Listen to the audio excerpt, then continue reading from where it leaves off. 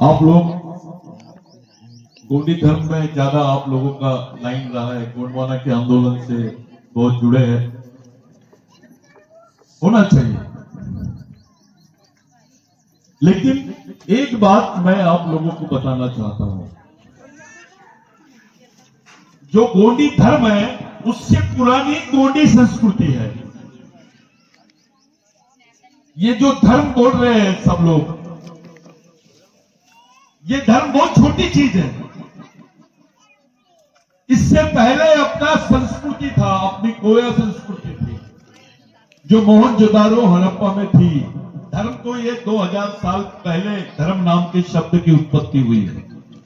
इसके पहले कोई धर्म मरम नहीं था, ये गलत बात है। और जिस तरीके से अपने समाज को बेवकूफ बनाने का काम कर रहे हैं कुछ लोग, मैं मध्य प्रदेश में गया, मध्य प्रदेश में बोलते बड़ा देव, जय बड़ा देव, जय बड़ा देव। तो वो कौन सा बागेश्वर महाराज है, वो बोलता है बड़ा देव यानी महादेव, ऐसा बोलता है वो। लेकिन ऐसा बराबर नहीं है, ये गलत है। फड़ा पेन किसको बोलते हैं? गोंडी तर्पण वर्तो फड़ा पेन, इन ना बोल। फड़ा पेन, फड़ा यानी बड़ी, फड़ोर यानी बड़ा, तो फड़ा पेन यानी बड़ी देव।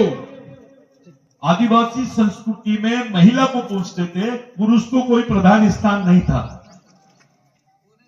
बड़ा देव जिसको आप लोग मानते हैं, बड़ी यानी फड़ा पेन जिसको बोलते हैं, वो काली कंकाली है। उसके शिव की मां को मानने वाले आदिवासी लोग हैं। शिव तो हमारा आराध्य है, हम तो शिव की भी मां को मानते हैं। शिव की मां से हमारा कनेक्शन है, शिव से नहीं है। शिव हमारे समाज का एक आराध्य है।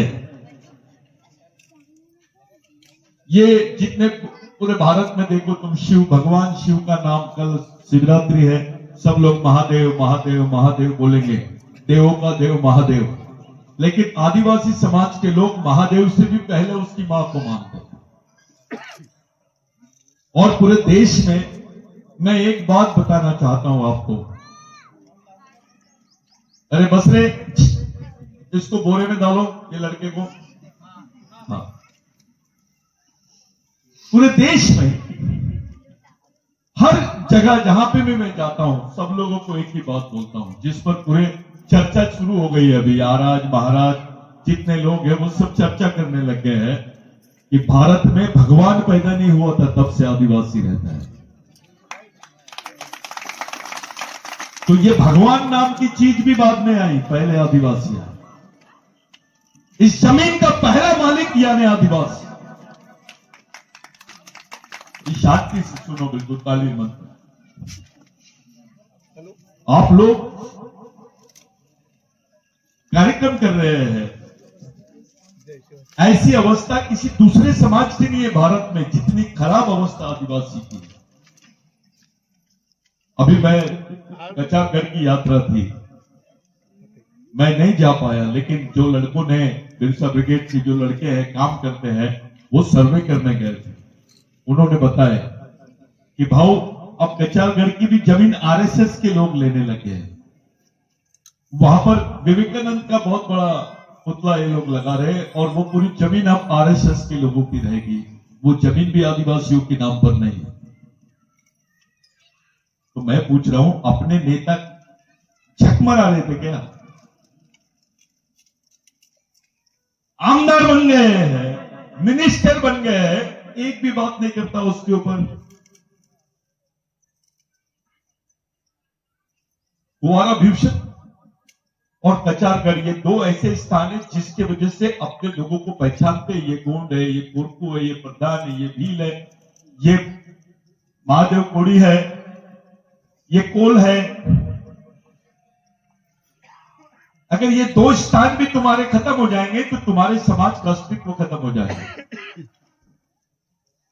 ये दो स्थानों के बाद में कोई ऐसा स्थान बताओ जहां समाज एक जगह आता होगा अपना। नहीं आता। हमारे समाज के पढ़े लिखे लोग भी थोड़ा बोलने लग जाते हैं, थोड़ा ऑफिसर बन जाते हैं, तो समाज से दूरी मेंटेन करते हैं। उसको ऐसा लगता है मैं आदिवासी नहीं रहा, अब मैं ब्राह्मण बन गया। पेंदाम है तो पेंदाम कर दिया उसने, गेडाम है तो गेडाम कर दिया, मड़ावी है तो मड़ावी कर दिया, जैसे तेंदुलकर का रिश्तेदार बन रहे हैं। ये जो भावना पैदा हुई है अपने समाज में, ये सबसे गंदी भावना है, ये समाज के लिए घातक है। मेरा अधिकारियों से, नेताओं से और आप लोगों से भी मेरा सवाल है, थोड़ा दिल पे हाथ रखो और थोड़े देर के लिए बोलो मैं आदिवासी नहीं हूं। अगर आप आदिवासी नहीं होते तो आपका क्या होता, थोड़ा सोचो। तुमच्याकडे घर आहे, तुमच्याकडे शेती आहे, तुमचे मुलं बाळा शाळेत जातात, त्यांना स्कॉलरशिप भेटते, त्यांना घरकुल भेटते, त्यांना इत्यादी आणखी सुविधाएं भेटते, संविधानिक संरक्षण भेटते। कशामुळे? कारण तुम्ही आदिवासी आहात। अगर आप अपनी पहचान खत्म कर दोगे, अपनी सामाजिक पहचान को खत्म कर दोगे तो कुछ नहीं हो तुम इस देश में।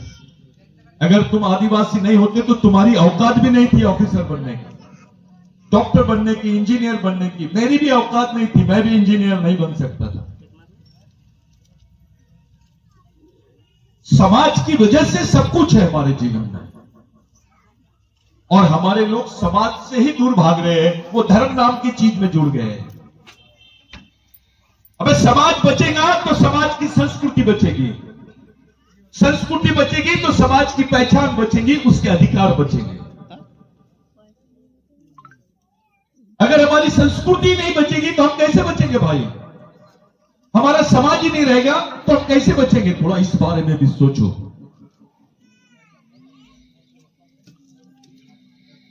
अपने लोगों में समाज नाम की चीज क्या होती है उसके बारे में कोई जानकारी नहीं है। आप लोगों ने फोटो लगाया यहां पर टंटा भील का, बिरसा मुंडा का, बाबूराव शेरमाके का फोटो लगाया। ये लोगों ने कोई धर्म के लिए अपनी जान नहीं दी। इनके दिमाग में एक चीज थी सिर्फ, वो था समाज। ये तो जमींदार थे, राजा थे। बाबूराव शेरमाके राजा था, उसने जमींदारी छोड़ा, समाज से टैक्स माफ किया, अपने आदिवासी राजाओं के खिलाफ में भी लड़ा और आदिवासियों को जमीन बांटी। ऐसा काम किसी दूसरे व्यक्ति ने नहीं किया। लेकिन अफसोस की बात है कि जब बाबूराव शेरमाके को फांसी दे रहे थे चंद्रपुर में, तो वहां पर आदिवासी राजा लोग भी थे। उनकी उपस्थिति में बाबूराव शेरमाके को फांसी टूट गई और दूसरी बार उसको फांसी दिए, और अपने राजाओं की मौजूदगी में अन्य लोगों के, उच्च वर्णीय लोगों ने भी वहां पे मौजूद थे, उन लोगों ने उसको फांसी दिए। फांसी होने के बाद वो मरा कि नहीं मरा ये चेक करने के लिए गए और उसकी जो शरीर था उसको चूने की भट्टी में डाल दिए। चूने की भट्टी में डाले, उसके शरीर को गलाए। बहुत सारे समाज के साहित्यकार लोग हैं, मैं उनसे पूछता हूं, क्योंकि मैंने इसके ऊपर 22 साल रिसर्च किया। 22 साल तक के मैं इस पर काम करते रहा। मैं राजा वाजा को नहीं मानता और नेताओं को भी नहीं मानता। ये समाज इसलिए जिंदा है क्योंकि ये लोगों ने समाज के लिए अपनी जान दी है। ये सच्चे भगवान है तुम्हारे, कोई नेता कोई राजा भगवान नहीं है। जब उसको चूने की भट्टी में डाले तो उसके शरीर को पूरा गला दिए। गलाने के बाद उसको टुकड़े टुकड़े करके फेंक डाले, जैसे संभाजी महाराज को मारे थे वही मौत इन्होंने बाबूराव शेरमाके को दी है। आदिवासी राजा थे वहां पर मौजूद। जब बाबूराव शेरमाके के साथ में ऐसा हुआ तो समाज के किसी राजा ने कुछ नहीं बोला। दादा ये इतिहास है, किसी राजा ने कुछ नहीं बोला। ओरिजिनल राजा ये है, इसने बोला अपने जीते जी मैं राजा तब तक के हूं, तब तक के नहीं मानूंगा अपने आप को जब तक कि मेरे समाज के आखिरी आदमी के बदन पे कपड़े, उसके लिए जमीन और उसके लिए घर नहीं रहेगा। जिस जगह पे बाबूराव शेरमाके का जन्म हुआ है उस क्षेत्र में जाइए, आज भी अपने आदिवासी लोग कपड़े नहीं पहनते। आधे कपड़े में रहते हैं। दुनिया में किसी समाज के साथ ऐसा नहीं हुआ जो आदिवासियों के साथ में हुआ था। वही लड़ाई टंटे भील ने लड़ा, वही लड़ाई बिरसा मुंडा ने लड़ा, वही लड़ाई बाबूराव शेरबाके ने लड़ा। हमारी आदिवासी महिलाओं को ब्लाउज पहनने के ऊपर टैक्स लगता था। ये कोई गोंड राजा नहीं बोलता है। हमारी महिलाओं पे टैक्स लगता था। बाबूराव शेरबाके उसके खिलाफ में लड़ा। सोचो, उस वक्त अगर हमारी महिला ने ब्लाउज पहनी तो टैक्स लगता था। ऐसी हालत किसकी थी इस देश में? ऐसी हालत कौन से समाज की थी? अगर बाबूराव शेरबाके, टंटा भील, बाबूराव बिरसा मुंडा अगर ये लड़ाई नहीं लड़ते तो हमारी मां बहनों के बदन पे आज कपड़े नहीं होते। इनकी लड़ाई का मेन उद्देश्य था जल, जमीन और जंगल। ये तीन चीजों के सिवाय पृथ्वी पे मानव जीवन नहीं हो सकता है। पानी के बगैर इंसान जिंदा रह सकता है क्या? हवा के बगैर, यानी जंगल नहीं रहेगा तो ऑक्सीजन रहेगा क्या? और जमीन नहीं रहेंगी तो इंसान जिंदा रह सकता है क्या? ये तीनों की लड़ाई आदिवासियों ने लड़ी। ये उस लड़ाई के लोग हैं जिनके बारे में, जिनका फोटो आप लोगों ने यहां पर लगाया, लेकिन इनमें से किसी व्यक्ति ने धर्म की बात नहीं किया। ये धर्म राजनीतिक फंडा है। पहले समाज जब बाबूराव शेरबाके को फांसी दे रहे थे तो उससे पूछा गया कि तेरे को क्या मिला, इतनी कम उम्र में तेरे को फांसी दे रहे हैं। अभी भी तू माफी मांग ले, अंग्रेजों से हाथ मिला ले, यहां के जमींदारों से हाथ मिला ले, तेरे को फांसी की सजा माफ कर देंगे। बाबूराव शेरबाके ने बोला, मेरे को मरने का गम नहीं है। मैं जितने बार पैदा हुआ उतने बार आदिवासियों के लिए जीऊंगा और उतने ही बार लड़ूंगा और मरूंगा भी। मैं अपने परिवार के लोगों से भी नहीं मिलना चाहता। मेरे को ये मौत जो है ये स्वीकार है। मैं अपने कौम के लिए मर रहा हूं, इस बात पर गर्व है। यही बात टंटे भील ने देखा। अपनी बहन को, अपने घर के परिवार के लोगों को 30 साल बाद में जब उसकी बहन उसके सामने खड़ी हुई तो पहचान नहीं पाया। यही बात बिरसा मुंडा ने बोला। 24 साल की उम्र में बिरसा मुंडा को फांसी लगी।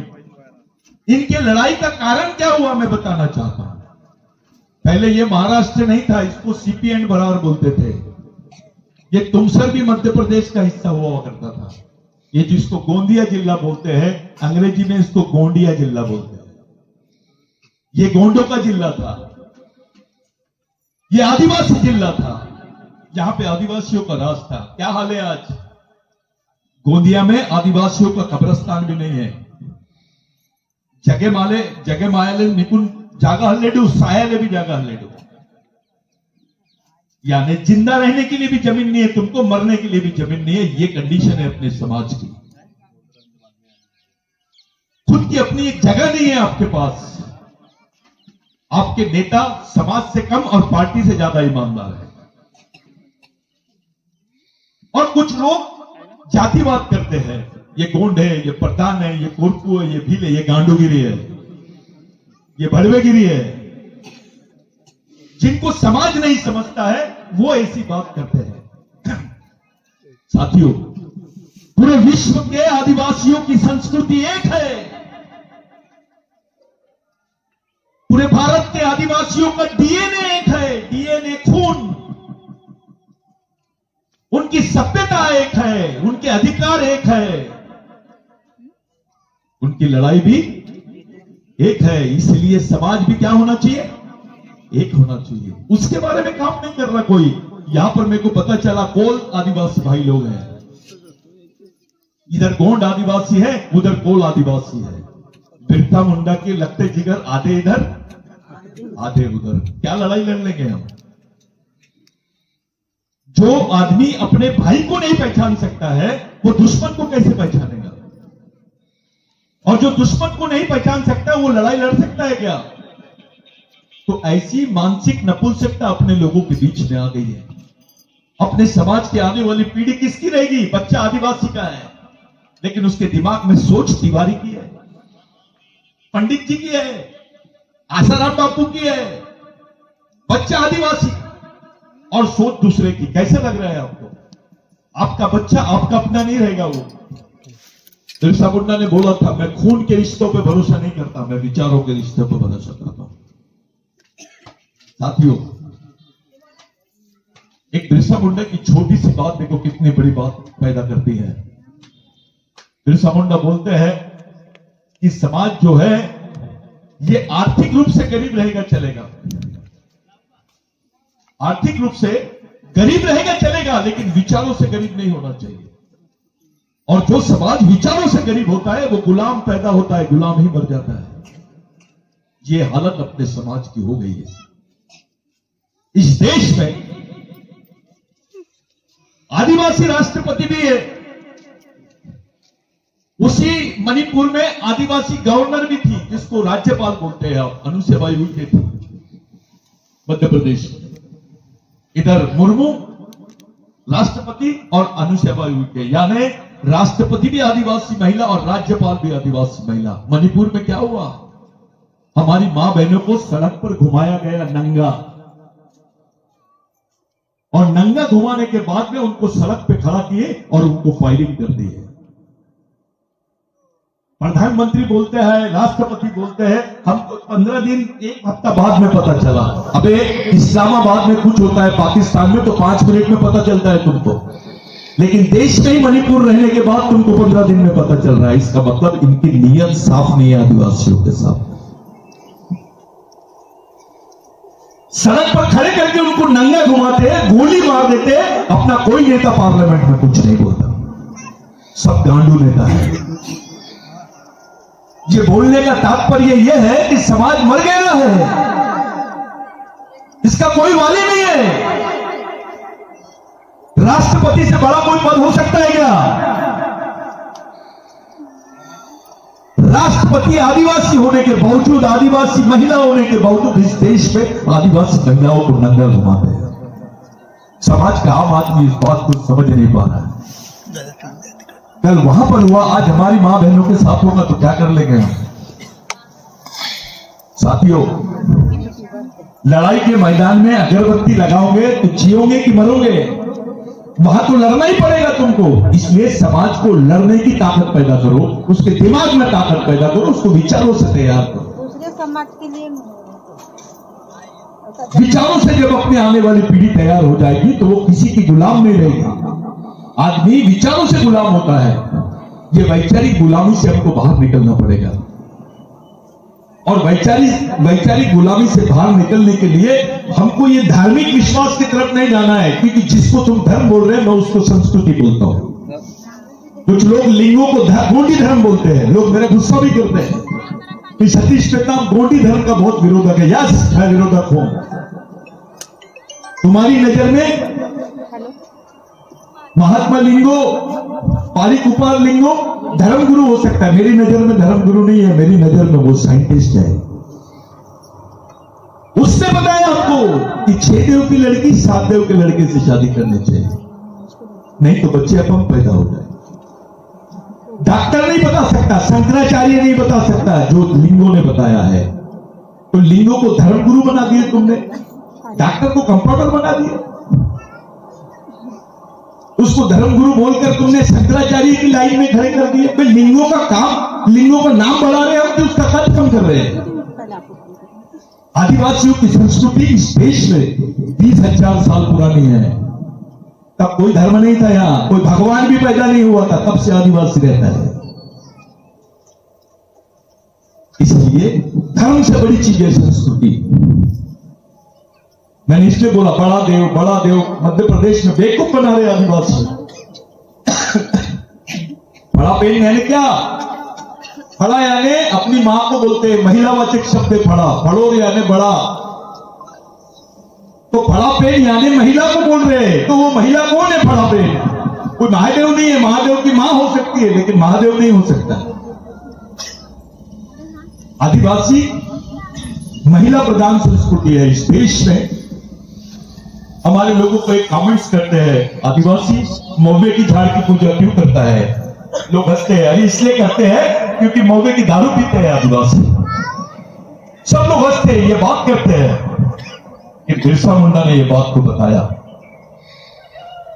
कि जब चावल नहीं पैदा होता था, जब गेहूं नहीं होता था, जवारी नहीं होती थी, उसको गोंडी में लोग बोलते हैं हम, वो उसकी रोटी बनाते थे, हम लोग खाना खाते थे उस वक्त। इसलिए आदिवासी तब से लेकर अभी तक के मौके के झाड़ को अपना पेन मानता है। पेन यानी चलेगा, कोई बात नहीं। गिल्ली का लाइन बेटा, मैं जिसको देव बोलते हैं, देव ये गोंडी शब्द नहीं है, देव भी शब्द नहीं है अपने गोंडी में। देव यानी कोई देव नाम का कोई शब्द ही नहीं है। जिसको पेन बोलते हैं ये भगवान से बड़ा शब्द है। पेन यानी भगवान नहीं होता, देव नहीं होता, पेन उससे भी बड़ी चीज है। बड़ी चीज, भगवान से बड़ी चीज। गोंडी पेन करो अपन पेन, फिर आप लोग पेन आंदू। हमारे इसमें जो आदमी मर जाता है उसको भी पेन बनाते हैं, यानी आदिवासी भगवान बना सकता है। हमारी वो संस्कृति है। बिरसा मुंडा के बारे में थोड़ा बात करता हूं मैं, आप लोग सुनेंगे ना। मैं 5-10 मिनट बिरसा मुंडा के बारे में बताता हूं। एक बार बहुत तूफान आ रहा था। अभी राम मंदिर सुने होंगे तुमने, लेकिन उसके पहले जगन्नाथ का मंदिर बहुत फेमस था। बिरसा मुंडा जा रहा था वहां से अपने साथियों के साथ में। बहुत तूफान आ रहा था, सब लोग इधर उधर भाग रहे थे, लोग अपने आप को बचाने के लिए ये कर रहे थे। वहां पे कुछ सुअर के बच्चे थे और सुअर था, सुअर को गोंडी में पत्ती बोलते हैं। तो वो सुअर के बच्चे को और सुअर को जब बिरसा मुंडा ने देखा कि ये बहुत ठुठर रहे हैं तो मर जाएंगे, तो बिरसा मुंडा ने क्या किया, वो जगन्नाथ के मंदिर के ताले को तोड़ दिया और उसमें सुअर के बच्चों को अंदर डाल दिया। सुबेरे हंगामा हो गया, लोग बोलने लगे कि ये तो भगवान को अपवित्र कर दिया, ये गलत हो गया, ये तो बिरसा मुंडा को सजा मिलनी चाहिए। तो बिरसा मुंडा ने बोला ठीक है, मैं सजा के लिए तैयार हूं, लेकिन मेरे भी प्रश्नों का जवाब आप लोगों ने देना चाहिए। सुबेरे पंडे आए वहां पर और बिरसा मुंडा को खड़े किए। बिरसा मुंडा ने बोला मैं आपकी सब बातों का जवाब दूंगा, मेरी 4 बातों का आप लोग जवाब दे दो। क्या पूछा बिरसा मुंडा ने? पहला सवाल, ये सूरज को किसने बनाया? तो पंडा बोला, आप सोचते रहो, बोला ऊपर वाले ने बनाया। फिर बिरसा मुंडा ने बोला इस झाड़ को किसने बनाया? फिर पंडा सोचा, फिर पंडे ने बोला ऊपर वाले ने बनाया। फिर बिरसा मुंडा ने बोला तेरे को किसने बनाया? तो वो बोले ऊपर वाले ने बनाया। फिर बिरसा मुंडा ने बोला ये सुअर को किसने बनाया, जिसको गोंडी में गुणपत्ती बोलते हैं, इसको किसने बनाया? तो पंडा बोला ऊपर वाले ने बनाया। तो बिरसा मुंडा ने बहुत अच्छा जवाब दिया, अबे एक ही कारखाने का माल है, इसके गोडाउन अलग कैसे हो सकते हैं? इसको बनाने वाला एक है, तो उसका भेदभाव तू कैसे कर सकता है? यह है बिरसा मुंडा। उस समय बिरसा मुंडा ने यह सवाल किया और बिरसा मुंडा ने बताया कि आदिवासी संस्कृति में विश्व की सबसे महत्वपूर्ण संस्कृति है। साथियों, बिरसा मुंडा ने क्रिश्चियन धर्म लिया, उसको भी छोड़ दिया। बिरसा मुंडा ने हिंदू धर्म लिया, वैष्णवी धर्म लिया, उसको भी छोड़ दिया। आखिरी में बोला आदिवासियों की संस्कृति विश्व की सबसे महत्वपूर्ण और सबसे वजनदार संस्कृति है। मेरे को गर्व है, मैं उस संस्कृति का नागरिक हूं और उस संस्कृति में पैदा हुआ, जिस संस्कृति में सुअर का स्थान भी भगवान के जैसा है। हम लोग नारायण पेन बोलते हैं उसको, समझता है ना? नारायण देव गोंडीते नारायण पेन इन तो उसको नारायण पेन का स्थान है। सुअर का जिस संस्कृति में भगवान के जैसा स्थान है, उस संस्कृति में इंसान का कितना बड़ा स्थान होगा, यह बात बिरसा मुंडा ने समझाया। साथियों, ये सोच होती है, ये विचार है अपने कि अपने संस्कृति के लोग कैसे जीते थे। बिरसा मुंडा के संघर्ष की वजह से, उस संघर्ष में कम से कम 2 से 3 लाख लोग मारे गए। वो संघर्ष झारखंड से शुरू हुआ, बिहार से मध्य प्रदेश, छत्तीसगढ़ तक के, महाराष्ट्र तक के उसकी आग लगी, तेलंगाना तक के गई, कलकत्ता तक के गई। लाखों की संख्या में लोग मारे। घबरा गई अंग्रेज सरकार और एक काम किया उन्होंने। 1898 में एक बिल पास किया जिसका जिक्र अपने लोग नहीं करते हैं। वो कानून बनाया कि आदिवासी की जमीन गैर आदिवासी आदमी नहीं खरीद सकता है, और गैर आदिवासी तो क्या सरकार भी नहीं खरीद सकती है। ये कानून बनाया बिरसा मुंडा के आंदोलन की वजह से। और ये कानून की वजह से तुम्हारे पास 2 एकड़, 3 एकड़, 5 एकड़, 10 एकड़ जमीन है, इस कानून की वजह से है। यही कानून को इंटरडी, यानी इंग्लिश में बोलते हैं उसको इंटरडी circular for the protection of land, ये मध्य प्रांत के चंद्रपुर यानी चांदा डिस्ट्रिक्ट में जो कानून पास हुआ था, इसके वजह से, बाबूराव शर्मा की वजह से। उधर मध्य प्रदेश में टंटा भील की वजह से। हमारा टंटा भील का इतिहास तो आदिवासियों में सबसे महत्वपूर्ण इतिहास है।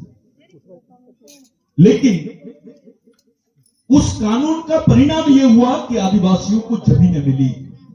अपने राजाओं ने तो बेईमानी की आदिवासियों के साथ में। वो जो राजस्व मिलता है, जिसको आप रॉयल्टी बोलते हो, वो रॉयल्टी के चक्कर में आदिवासियों की जो बेचारों की परंपरागत जमीन थी उसको भी उन्होंने सरकार को दे दिया। उसका परिणाम यह हुआ कि आदिवासी लोग बेचारे भूमिहीन हो गए। राजाओं ने भी गद्दारी की आदिवासियों के साथ में। अब मैं आपसे पूछता हूं, 1870 के पहले का रिकॉर्ड निकालो अपने जमीन का, और उसमें देखो ये जमीन तुमको किसने दिया। तो तुमको समझ में आया कि तुम्हारे पास में जो जमीन आई वो बाबूराव शर्मा की वजह से आई, बिरसा मुंडा की वजह से आई, टंटा भील की वजह से आई। फिर एक सवाल तुम्हारे मन में होता है कि जब देश में संविधान नहीं था, आरक्षण नहीं था, कानून नहीं था, तो देश चलता कैसे था? तुम्हारी जिंदा रहने का अंतिम साधन क्या था? जमीन, खेती। और वो खेती तुमको मिली है इनके वजह से। अब मैं तुमसे पूछना चाहता हूं, कौन से भगवान ने तुमको जमीन दिया? कोणी विचारला तुम्हाला? कोणत्या देवाने तुम्हाला दिली जमीन? काय सांगणार तुम्ही? ही जमीन या लोकांनी दिली तुम्हाला, यांच्यामुळे भेटली है तुम्हाला।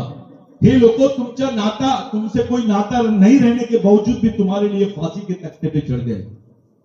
फांसी के तख्ते पे इनकी, बिरसा मुंडा की तो चमड़ी निकाले रात भर। जैसे बकरे को काटने के बाद उसकी चमड़ी निकालते हैं, वैसे बिरसा मुंडा को बोल रहे थे कि लिख के दे, तू आदिवासी नहीं है, तो इस जमीन का मालिक नहीं है। उसकी चमड़ी निकाले रात भर, खून से लथपथ हो गया था वो। आखिरी तक बिरसा मुंडा ने बोला, मैं आदिवासी था, आदिवासी हूं और आदिवासी ही रहूंगा। मेरे खून का कतरा कतरा मेरे समाज के लिए। उसकी वजह से, बाबूराव शर्मा की वजह से अपने पास में जमीन है। कोणत्याही देवाने नहीं दिली। ये देव आहे आपले खरे देव। ये जो खरे देव है यही खरे देव है। कोई वो कौन सा वो बाबा और कौन सा ये, इनको पूछो तू कहां से आया बे? जमीन तो हमारी है, मालिक तो हम हैं। तू कहां से आया है? ये देश तेरा है क्या? ये देश का ओरिजिनल मालिक कौन है? आदिवासी है। इस देश में क्रिश्चियन होना बड़ी बात नहीं है। इस देश में ब्राह्मण होना बड़ी बात नहीं है। इस देश में मुसलमान होना, हिंदू होना बड़ी बात नहीं है। बड़ी बात है आदिवासी होना। मान लो यहां से मोदी जी जा रहा है और वो अपने साले कसा के आदिवासी एरिया से गुजर रहा है, वहां कोई लंगोटी वाला आदिवासी खड़ा है और मोदी जी बोल रहा है उसको, अरे आप आदिवासी हो? अच्छा अच्छा, मेरे को नहीं पहचानते, मैं इस देश का प्रधानमंत्री हूं। थोड़ी देर के लिए आदिवासी चुपचाप हो जाएगा, यार प्रधानमंत्री है, मोदी जी है।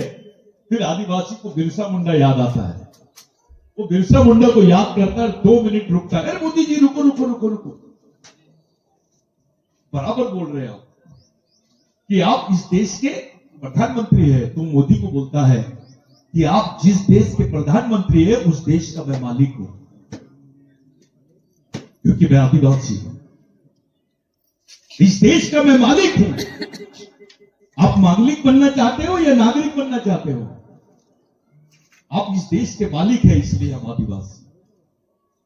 प्रधानमंत्री बड़ी चीज नहीं है आदिवासी के सामने। इतना बड़ा आदिवासियों का ये है। आज संयुक्त राष्ट्र संघ में आदिवासियों पे बात चलती है। ये देश के लोगों ने ही अभी बिरसा ब्रिगेड के माध्यम से 2010-2011 में नंदाबाई भील को, जिसको नंगा घुमाया गया था, उसकी केस में पूरे बिरसा ब्रिगेड के लोगों ने मेहनत की है। हम लोगों ने उस पर लड़े और एक जजमेंट आया कि आज सुप्रीम कोर्ट ने बोला आदिवासी ही देश के मूल मालिक है, ये यहाँ के प्रथम नागरिक है, इनको प्रथम नागरिक होने का सम्मान मिलना चाहिए। वो लड़ाई लड़ने के लिए बहुत समय लगा हमको, लेकिन वो डिसीजन हमारे फेवर में आया। साथियों, हाई कोर्ट ने बोला कि भगवान राम यहां पैदा हुए तो सबने मान लिया और इस देश में राम का मंदिर बन गया, लेकिन सुप्रीम कोर्ट ने बोला आदिवासी इस देश के मालिक है। अभी तक के प्रधानमंत्री कुछ नहीं बोल रहे हैं।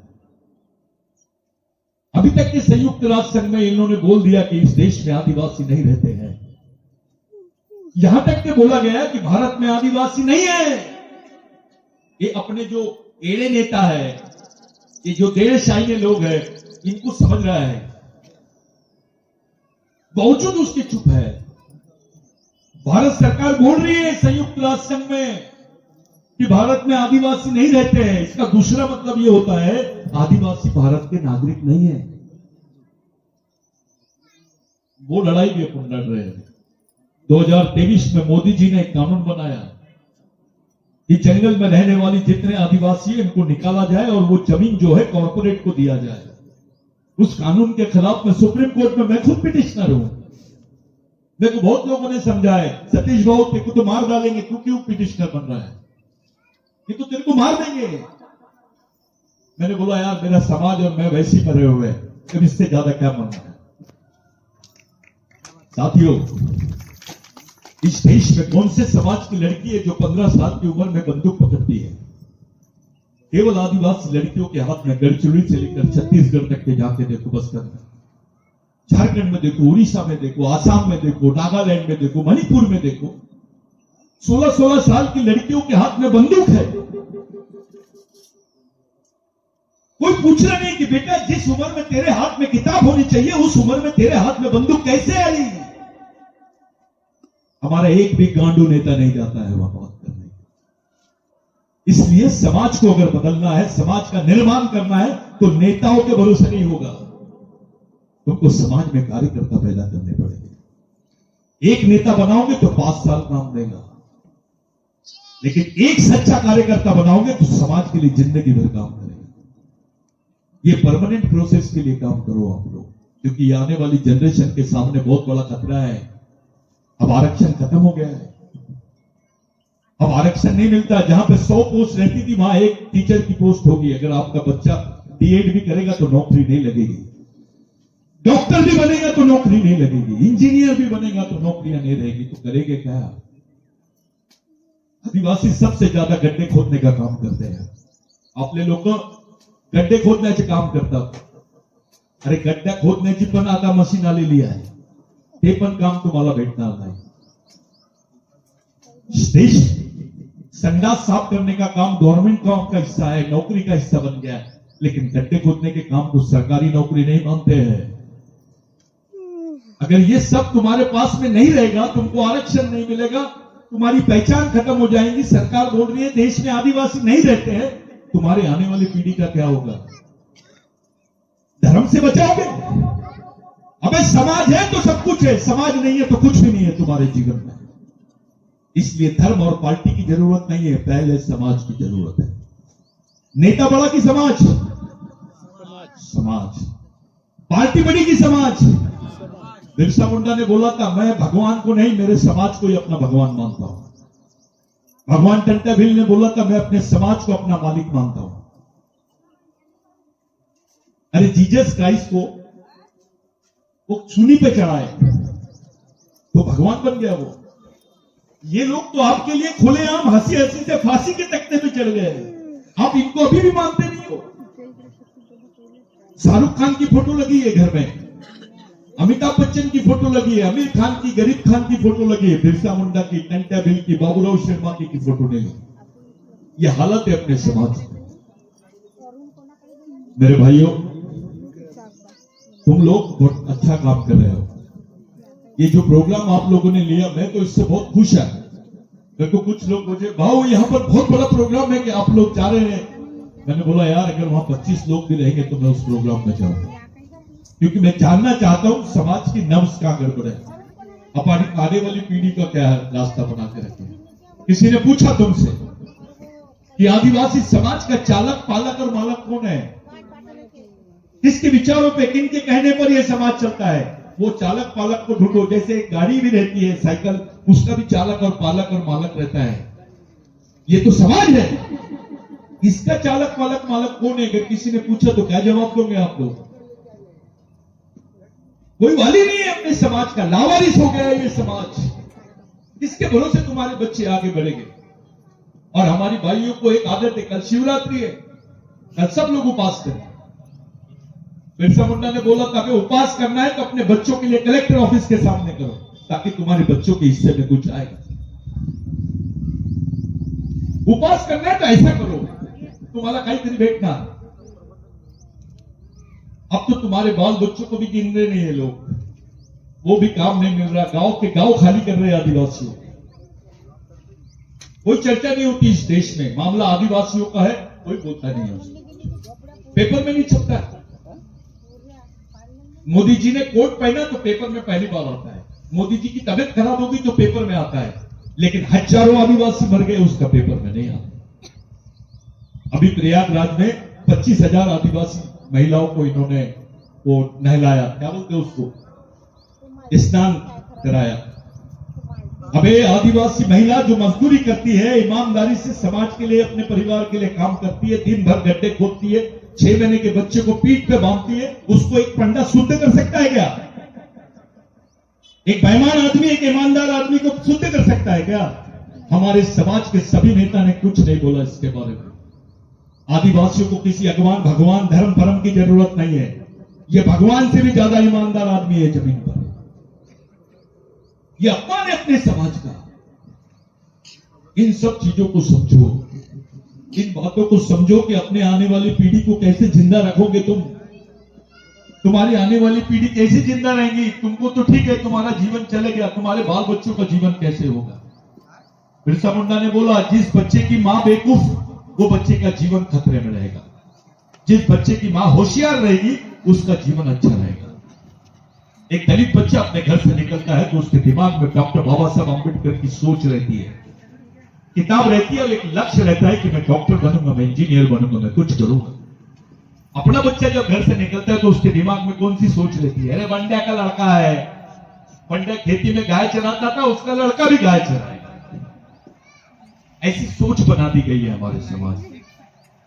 सचिन तेंदुलकर 0 पे आउट होगा तो हमारे बच्चों को दर्द होता है, लेकिन हमारी मां बहनों की इज्जतें लूटी जाती है, उस पर कोई रिएक्शन नहीं होता, उस पर कोई प्रतिक्रिया नहीं आती अपने समाज में। साथियों, समाज बहुत बड़ी चीज है। ये जो लोग आपको दिखे, ये समाज के भगवान है, ओरिजिनल भगवान है। ये मैं काल्पनिक भगवान की बात नहीं कर रहा, और मैं मानता भी नहीं। जो चीजें है, सत्य है, उसको समझो। हम जिस संस्कृति के वारिस है, जो गोंडियन संस्कृति है, जो कोया संस्कृति है, जो आदिवासी संस्कृति है, जो असुर संस्कृति है, ये विश्व की सबसे बड़ी संस्कृति है। अमेरिका का भी आदिवासी है तो उसकी भी संस्कृति अपने से मिलती है। अफ्रीका का भी आदिवासी है तो उसकी भी संस्कृति अपने से मिलती है। धर्म नहीं मिलता, संस्कृति में, संस्कृति के आधार पर हम पूरे विश्व के आदिवासियों को एक कर सकते हैं। इसलिए धर्म की गाड़ी में बैठने के बजाय संस्कृति की गाड़ी में रहो। आने वाले जनरेशन को, आने वाली पीढ़ी को संभालना है आपको। बच्चों को तैयार करो। दादा 2 मिनट खड़े हो जाइए आप। मैं चाहता हूं कि जितना पैसा आप लोग इतने बड़े इसमें खर्चा करते हो, उतने पैसे से आप लोग ट्रेनिंग प्रोग्राम चलाओ। मैं लड़कों को भेजूंगा यहाँ पे, अपने बच्चों को, लड़कियों को ट्रेन करेंगे। क्या नाम है तेरा? पूरा नाम? खड़े हो इधर। तुम नहीं चाहते इसका नेतृत्व तुमको मिलना चाहिए, तो इसको कौन तैयार करेगा? आपको दिमाग का कारखाना चलाना पड़ेगा, तब जाके अपने आप को, आप खुद अपने समाज का सम्मान नहीं कर रहे, दूसरा तुम्हारा सम्मान क्यों करेगा? तो इनको पार्टी का नेता बनाने के बजाय समाज का ब्रेन बनाओ। ये जनरेशन को अपने को जिंदा रखना है, ये जनरेशन को ये लोग साथ देंगे, ये जनरेशन बच जाएगी, ये पीढ़ी बच जाएगी। इसलिए विचारों का आंदोलन चलाओ, और विचारों का आंदोलन यानी ये आंदोलन है डॉक्टर बाबा साहब अम्बेडकर, महात्मा फुले, बिरसा मुंडा, टंट्या भील, बाबूराव शर्मा के, ये लोगों ने किया है अपने लिए। अपना कोई नहीं है बेटा। मेरी जिंदगी में मैं खुद इंजीनियर था, एमएससीबी में क्लास 1 ऑफिसर था मैं। मैंने नौकरी छोड़ा और पूरे देश भर में यही काम किया, शादी भी नहीं किया। मेरे पूरे देश भर में आज पूरे 18-22 राज्यों में आज मूवमेंट का नेटवर्क है।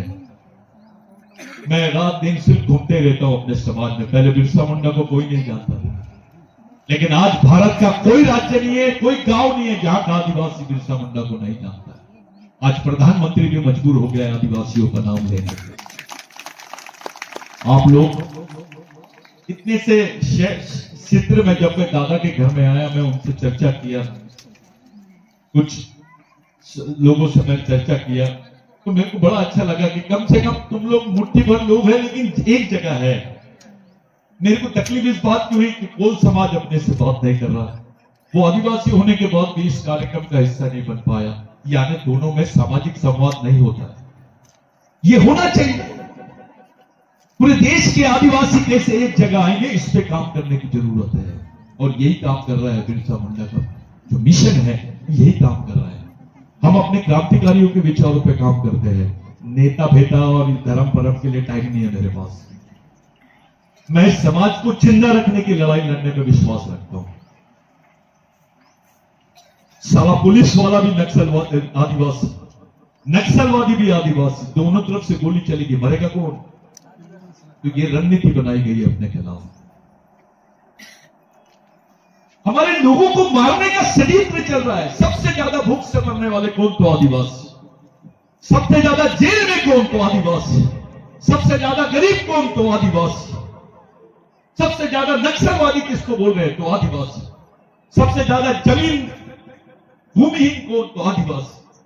सबसे ज्यादा गरीब कौन? सबसे ज्यादा बलात्कार किसी के साथ होता है? तो आदिवासी। और हमारे समाज का कोई बोलने वाला नहीं है। आप ही लोग बहुत अच्छी कंडीशन में हो। मैं तो वो जगह पे काम करने जाता हूं जिनके घर में 2 दिन में एक बार चूल्हा जलता है। मैं उनसे चंदा भी नहीं मांग सकता हूं, बेचारे पानी पिला दे तो बहुत बड़ी बात है। नौकरी नहीं है, काम नहीं है, तो आदिवासी खून बेच रहा है। 800 रुपए में अपना खून बेच रहा है, किडनी बेच रहे हैं, अपने बच्चों को बेच रहे हैं। यह हालत है।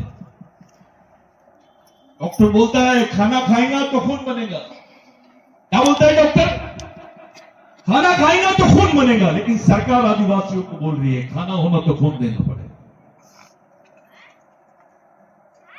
मजबूत सोच रखो, वजनदार सोच रखो, जिंदापन रखो अपने आप में। समाज को एक जगह कैसे लाएंगे, इस पे काम करो। ये जातिवाद, व्यक्तिवाद, पार्टीवाद, क्षेत्रवाद छोड़ो, ये कोई काम नहीं आएगा आपको। अगर जिंदा रहना चाहते हो इस देश में, तो समाज को खड़ा करना पड़ेगा, सामाजिक मिशन ही चलाना पड़ेगा। ये पंखा आपका इसलिए घूम रहा है क्योंकि इसके पीछे मशीन है। ये निर्जीव वस्तु है, मशीन के माध्यम से आपको ऑक्सीजन दे रही है। उसी तरीके से समाज ये सजीव वस्तु है, इसके पीछे मिशन होता है। एक बौद्ध आदमी जिसको पानी पीने की इजाजत नहीं थी, अपने बच्चे के हाथ में एक ग्रंथ देता है, डॉक्टर बाबा साहब अम्बेडकर का लिखा हुआ ग्रंथ बुद्ध और उसका धम्म। धर्म नहीं, उनके मदरसे उनके ही चलते, बौद्ध विहार चलते, उनके स्कूल चलते, उनके कॉलेजेस चलते हैं। भिक्खु बनके वो अपने समाज के लिए रात दिन काम करते हैं। उनका भी अंतरराष्ट्रीय मिशन चलता है, इसलिए उस समाज का अस्तित्व है। एक मुस्लिम भाई अपने बच्चे को 4 साल की उम्र में मदरसा लेके जाता है, उसके हाथ में कुरान शरीफ देता है, उसको बताता है बेटा ये तेरे जीने मरने का रास्ता है। उनकी मस्जिदें चलती है, उनके स्कूल चलते, कॉलेज चलते, इस समाज के लिए जीने मरने वाले लोग हैं करके इस देश में कचरा चुनने वाला भी मुसलमान रहेगा तो उसका स्वाभिमान बहुत बड़ा रहता है, क्योंकि उसके पीछे समाज खड़ा है। एक ब्राह्मण भाई अपने बच्चे को वेद पढ़ाता है, कुरान पढ़ाता है, आरएसएस चला रहे हैं। अब तो जो मंदिरों में पुजारी है उनके बच्चे फॉरेन में पढ़ रहे हैं।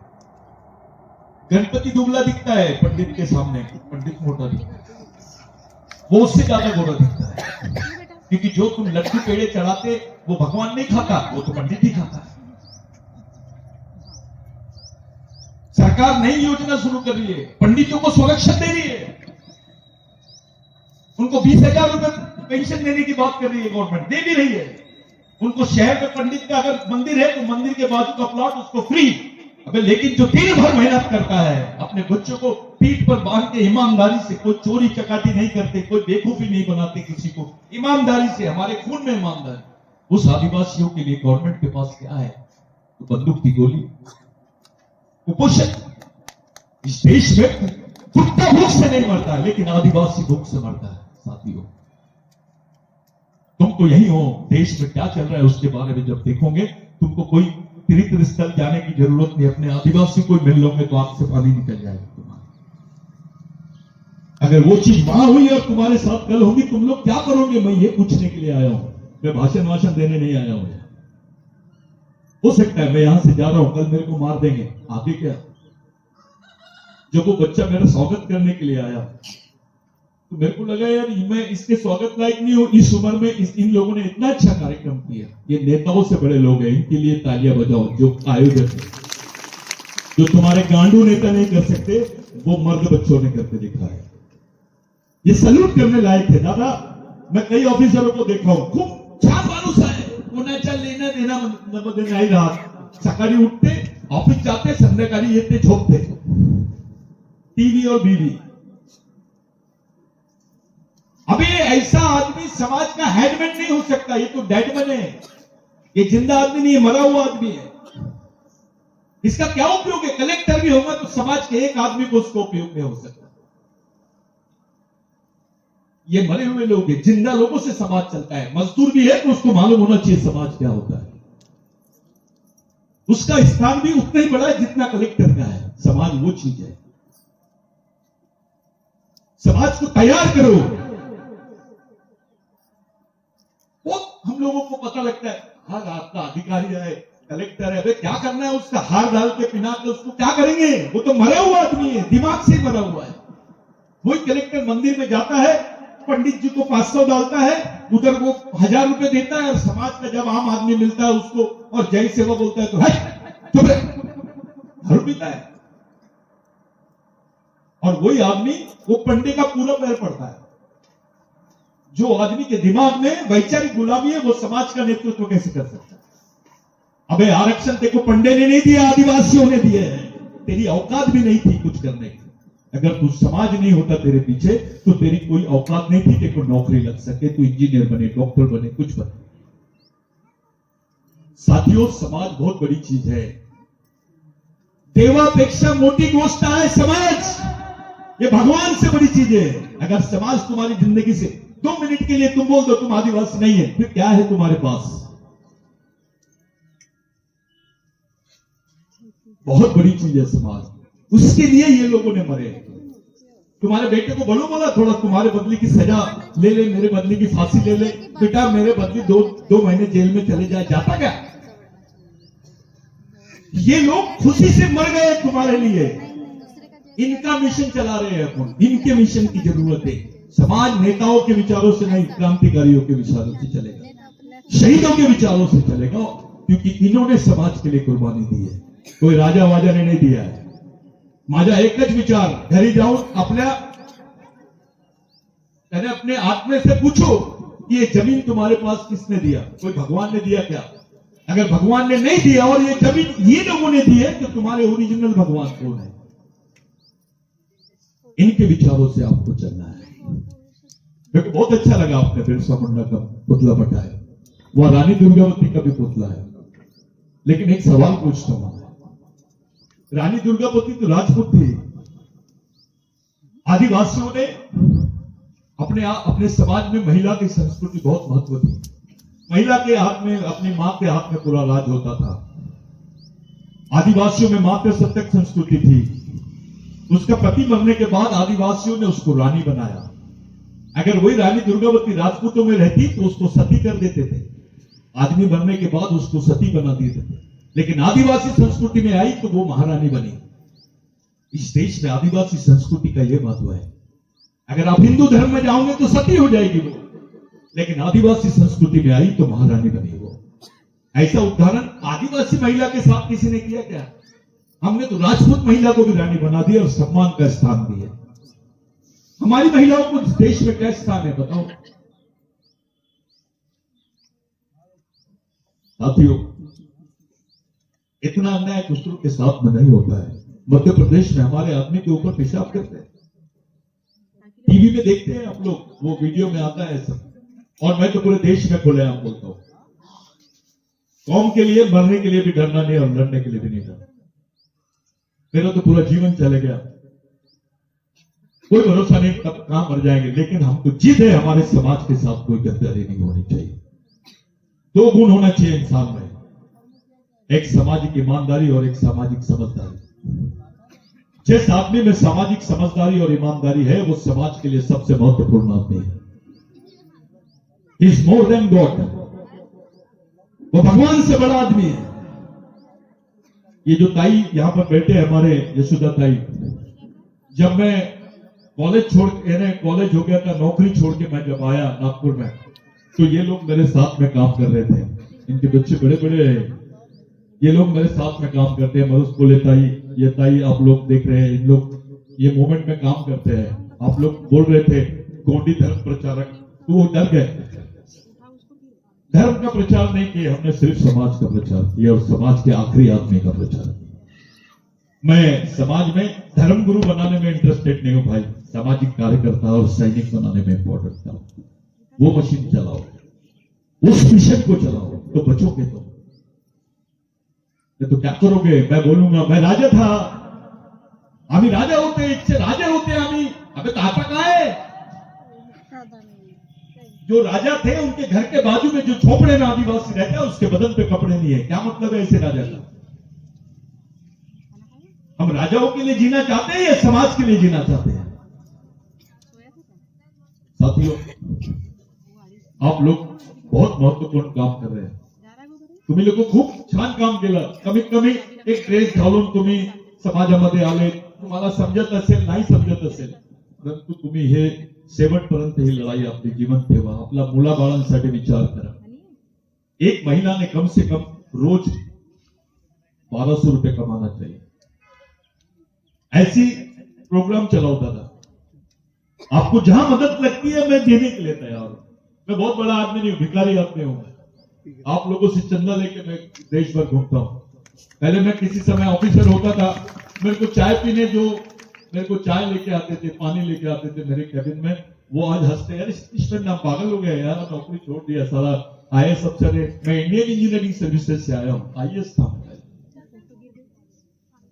साले जिनका कुछ लेवल नहीं है, हर घर में एक बीमारी लग गई है समाज में. सबसे ज्यादा सफेद कपड़े वाले. हर आदमी थोड़ा सा बोलने लग गया अपने आप को नेता समझने लग जाता है. अबे मैं ये अध्यक्ष हूं, मैं वो अध्यक्ष हूं, मेरे पास आ, मैं तेरे को इंटरनेशनल अध्यक्ष बना देता हूं. उससे क्या होगा? अबे यहां कुछ नहीं रहेगा तो क्या कर लेगा? यहां से तैयार होना चाहिए, विचारों से तैयार होना चाहिए, और उस कारखाने की नींव रखो. आप उस मिशन को चलाओ. मेरे लिए आप लोगों से जो बातचीत हो रही है ये मैं अपने परिवार में बैठ के कर रहा हूं. क्या मालूम कल मैं आओ ना हो आपके बीच में. मैंने ये नहीं देखा कि यहां लाखों लोग रहेंगे तो मैं आना चाहिए, क्योंकि मरसकोले ताई ने ऑर्डर करी थी कि दादा आपको आना है. मैं खाली था, मैंने बोला चलो चलते हैं, जबकि मेरी तबीयत भी ठीक नहीं है. मैं 24 घंटे ट्रेवल्स में रहता हूं. ये आज ये गांव तो वो गांव, तो फलाना स्टेट में तो वो स्टेट. आप लोग यूट्यूब में देखते रहो. मेरे बहुत सारे स्पीचेस यूट्यूब, फेसबुक और वो इंस्टाग्राम में आते रहते हैं. आप लोग उसको देखो, लड़कियों का संगठन बना, ये लड़कियों को तैयार करो।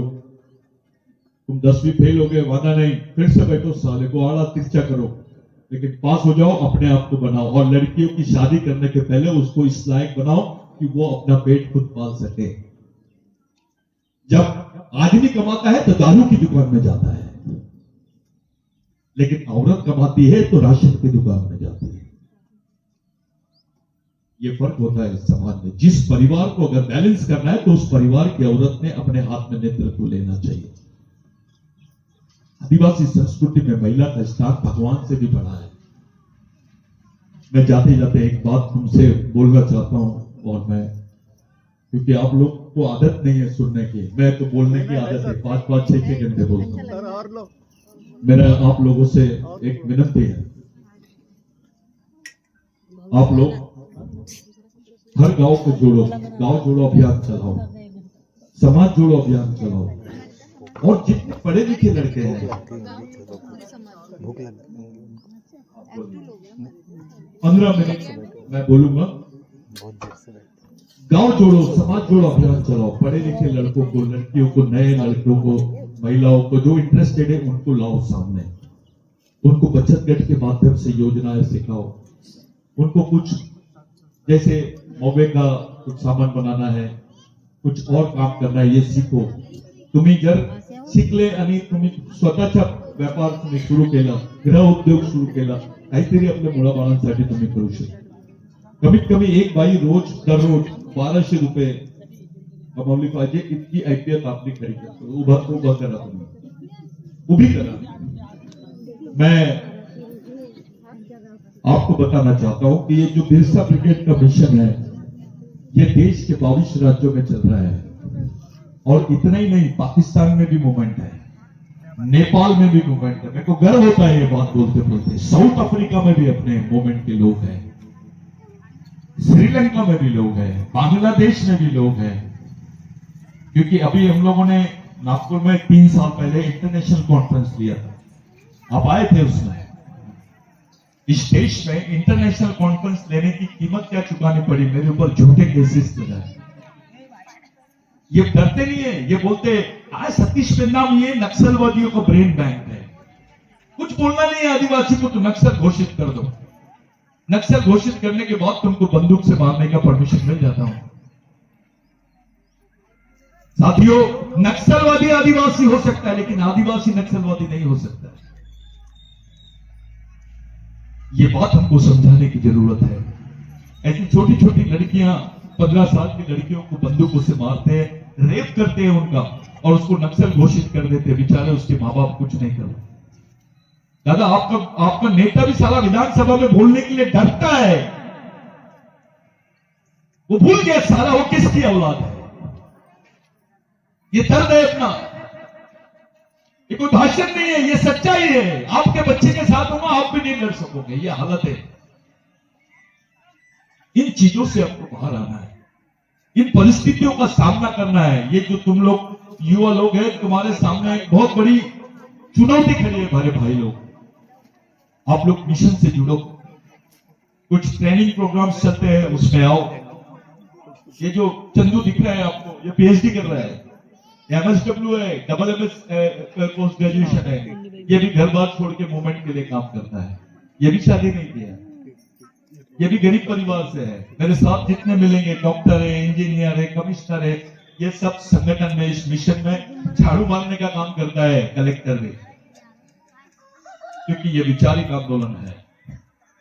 और तुम इतने अच्छे एरिया में रहते हो, यहां पर एक ट्रेनिंग सेंटर खोलो, सामाजिक प्रशिक्षण केंद्र खोलो, यहां पर अपने आने वाली पीढ़ी को खड़ा करो।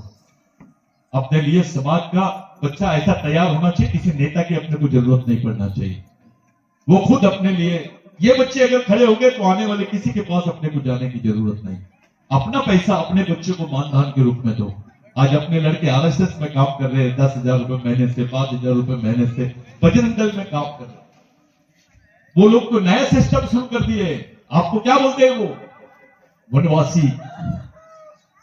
अबे जंगल में शेर भी रहता है, सूअर भी रहता है, और आदिवासी भी रहता है। किसको बोल रहे तुम? ये मानववाचक शब्द नहीं है। पहले आदिवासियों को मूल निवासी बोलते थे, फिर आदिवासी बोलने लगे, अब वनवासी बोल रहे, 5 साल बाद स्वर्गवासी बोले। ये अपना कार्यक्रम है अपने आप को, अपने समाज को खत्म करने का। आप सोचो बाबा साहब ने कितना त्याग किया। अरे उसके बच्चे मर जाते थे तो 1 महीने बाद में पता चलता था उसका बच्चा मर गया। उस अम्बेडकर ने। मैं बिरसा मुंडा की एक चीज आपको बताना चाहता हूं, इस देश में 2 बहुत बड़े नेता हैं। पहला है महात्मा गांधी और दूसरे हैं डॉक्टर परम पूज्य डॉक्टर बाबा साहब अम्बेडकर। ये 2 नाम बहुत इस देश के सबसे बड़े नाम हैं। लेकिन ये दोनों लोगों ने, बाबा साहब ने और बिरसा अपने महात्मा गांधी जी ने, इन्होंने बिरसा मुंडा से प्रेरणा ली। गोदावरी के आंदोलन में, जमीन के आंदोलन में बाबा साहब ने बोला, मैं जमीनी आंदोलन का अपना गुरु मानता हूं बिरसा मुंडा को, क्योंकि मैं उसके आंदोलन से प्रेरणा लेता हूं। बाबा साहब तो भंडारा से इलेक्शन हार गए थे, हमारे लोगों ने हराया उसको। SC ST OBC के लोगों ने बाबा साहब को हराया। वही डॉक्टर बाबा साहब अम्बेडकर पहली बार पश्चिम बंगाल से जीते, जहां सुभाष चंद्र बोस के भाई जो थे कांग्रेस से लड़ रहे थे, बाबा साहब शेड्यूल कास्ट फेडरेशन से इलेक्शन लड़ रहे थे।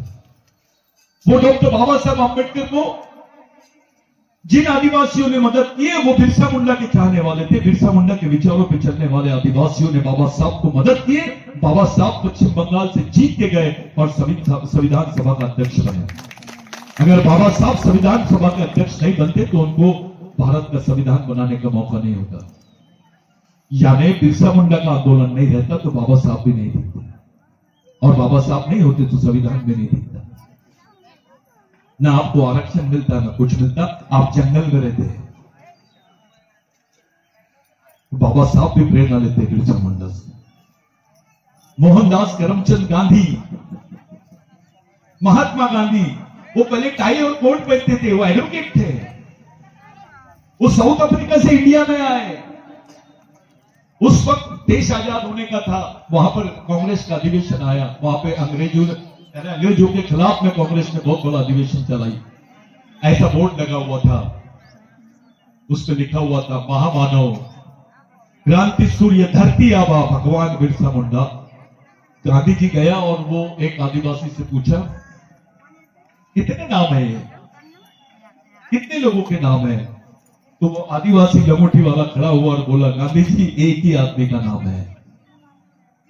गांधी जी ने पूछे, कितने साल जिया? तो उस आदिवासी ने बताया, सिर्फ 24 साल जिया। फिर गांधी जी ने पूछा, ये क्या चाहते थे? उसने एक आंदोलन का सिर्फ एक वाक्य में उत्तर दिया, मालागास मोल मावास, यानी मावा नाटे मावा राज, आमच्या गावात आमची सरकार। गांधी जी प्रेरित हो गए, इस आंदोलन की जरूरत है बोले पूरे देश को। टाई कोट निकाले, लंगोटी पहनी और देश में भारत छोड़ो आंदोलन चलाया। अगर गांधी जी इस देश के राष्ट्रपिता है तो बिरसा मुंडा तो आजा होना चाहिए, क्योंकि वो आदिवासी है, उस पर कोई बात नहीं कर रहा है। आप किस वंश के लोग हैं आप सोचिए। आपकी आवाज को दबाने की कोशिश की गई, आपके इतिहास को दबाने की कोशिश की गई। कोई नहीं बताता कि गांधी जी किससे प्रेरित हुआ, गांधी तक बताते हैं, लेकिन गांधी से पहले गांधी कौन ये नहीं बताता कोई। इस देश का मेन लोग कौन है? टंटा भील। 17 साल तक के हथियारबंद संघर्ष अंग्रेजों के साथ में किए। बाबूराव शर्मा के एक तरफ से गोली चलती थी, इधर से तीर धनुष चलता था। बाबूराव शर्मा के ने अपने राजाओं को भी बांध के मारा, और बाबूराव शर्मा के ने पहले ही बोला, जो ये जातिवाद करेगा वहां पे गोंड और प्रधानों को सजा देते थे। बाबूराव शर्मा के पास में वो अपनी अदालत भराता था। इस साले एक भाई होने के बाद भी ये अलग अलग भगते हैं, इनको पहले मारो। ऐसे गाड़ू लोगों को समाज से बाहर निकालो जो जातिवाद करते हैं। टंटा भील का कहना, बाबूराव शर्मा का कहना था, जो अपने भाई को नहीं पहचान सकता वो दुश्मन को नहीं पहचान सकता, और जो दुश्मन को नहीं पहचान सकता वो लड़ नहीं सकता, जो लड़ नहीं सकता ऐसे आदमी की समाज में कोई जरूरत नहीं है। साथियों, बोलने को तो बहुत चीजें हैं, लेकिन कुछ चीजें दरवाजे के अंदर भी होनी चाहिए। कुछ खुलेआम बात की जा सकती है और कुछ बंद कमरे में बात करनी चाहिए, केडर के माध्यम से, शिविरों के माध्यम से। मैं बंद कमरे का आदमी हूं क्योंकि मेरे को कोई नेता नहीं बनना है, मेरे को कोई अपेक्षा नहीं है। मैं ऐसे भी मर जाऊंगा तो मेरे को कोई तकलीफ नहीं है। मेरे को बहुत लोग बोलते भाऊ बहुत पैसा कमा लेता था, इधर से नेताओं से, पार्टी से पैसा लेता, तू तो राहुल गांधी के साथ बैठता है, शरद पवार के साथ बैठता है, बड़े बड़े लोगों के साथ बैठता हूं। लेकिन उनसे मुंह पे जाके पूछो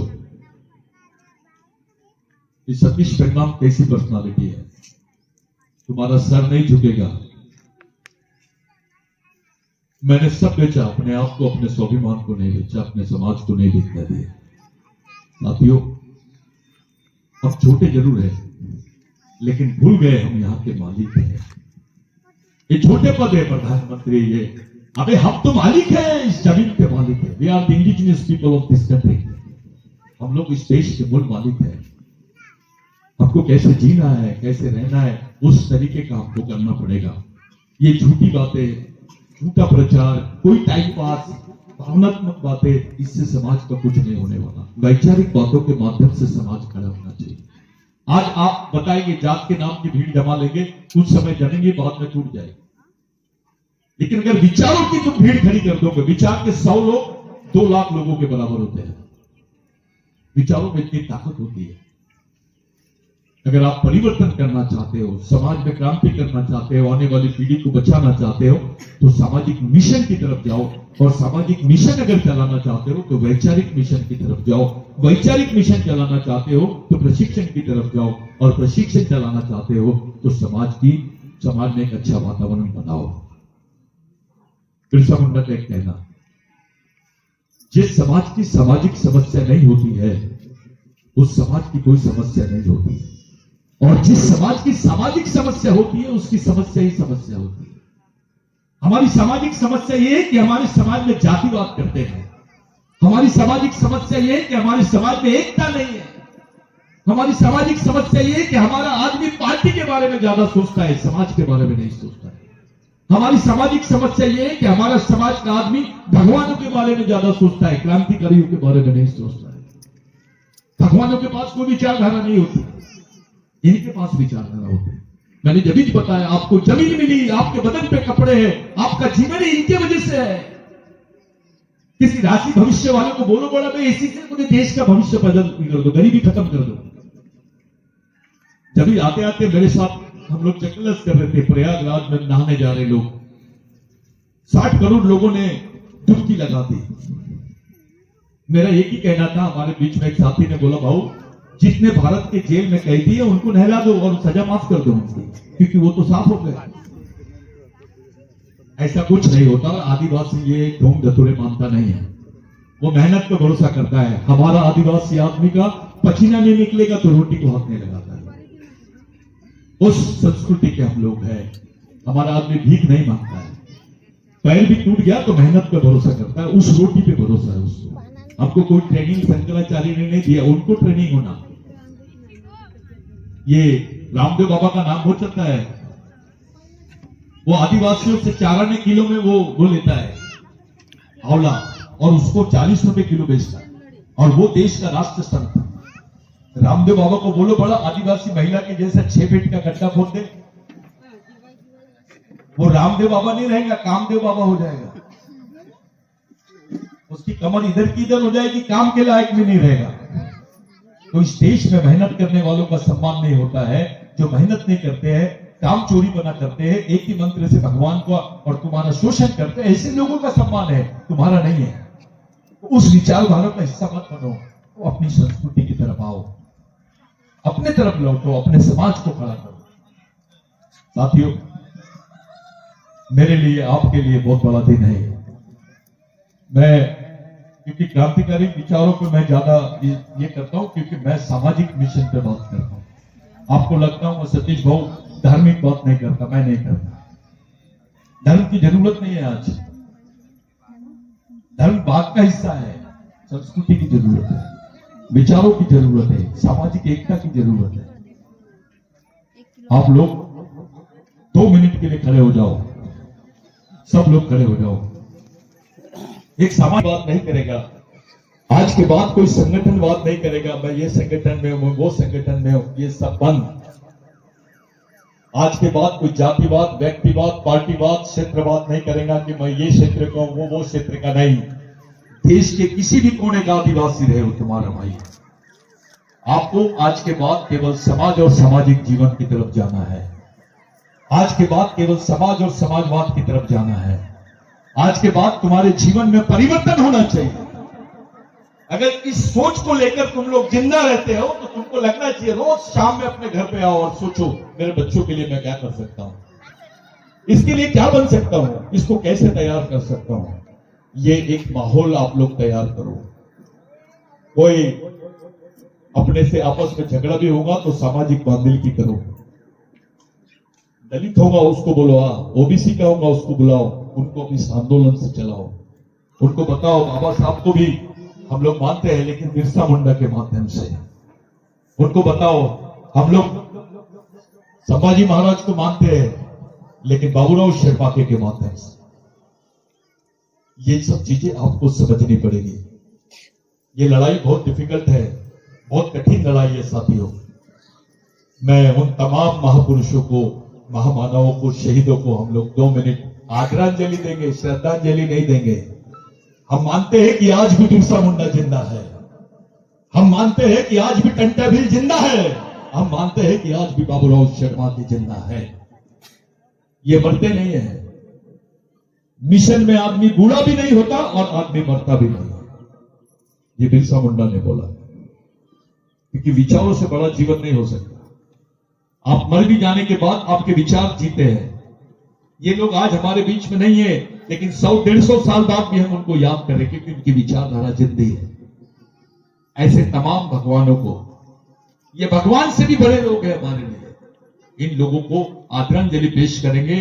2 मिनट नीचे मुंडी डाल के, आंख बंद करके, अपने मन को शांत करके आप लोग ये प्रतिज्ञा करेंगे कि आज के बाद हम लोग अपने बच्चों को, एक कपड़ा कम चले गया जाएगा, कम हो जाएगा चलेगा, लेकिन एक किताब कम नहीं होनी चाहिए। उसको पढ़ाई का रास्ता, उसको लड़ाई का रास्ता आपको बताना है। और ये पूरे गांव में, आसपास के पूरे गांव को जोड़ना है मेरे भाइयों। यूथों को, युवा लड़कों को, लड़कियों को एक जगह रहना है। ये लड़की भी मिशन में एक दोस्त जैसी होती है, बहन जैसी होती है, साथी जैसी होती है। ये फालतू का वातावरण नहीं बनना चाहिए। सब लोग मिलजुल के एक साथ रहो, अच्छा संगठन बनाओ। जहां जहां जरूरत पड़ेगी तुमको, वहां वहां मिशन के माध्यम से आपको मदद की जाएगी। मैं वादा कर रहा हूं, आप जब भी ट्रेनिंग के लिए बोलेंगे, हम लड़कों को, लड़कियों को, सबको यहां भेजेंगे। आप लोग इस मिशन को चलाओ, दिखावा मत करो, अंडरग्राउंड चलाओ। दुश्मन को पता चल जाएगा तुम क्या कर रहे हो तो तुम्हारी ताकत का अंदाजा हो जाएगा। लेकिन जब आपकी ताकत छुपी रहती है, दुश्मन डरा हुआ रहता है। इसको मिशन बोलते हैं। तो हम सब मिलकर 2 मिनट का मौन धारण करेंगे, ऐसी विनंती करता हूं। नीचे मुंडी डाल के परसा पेन, फड़ा पेन, नारायण पेन, भीमाल पेन, इनको साक्षी रख के हमारे तमाम शहीदों को, टंटा भील को, बाबूराव शेरपाके को, गुंडाधुर को, लागूजी भांगरे को, बिरसा मुंडा को, तमाम लोगों को हम लोग नमन करेंगे, ऐसी विनंती करता हूं। नीचे मुंडी डाल के, आंख बंद करके हम लोग 2 मिनट मौन धारण करेंगे।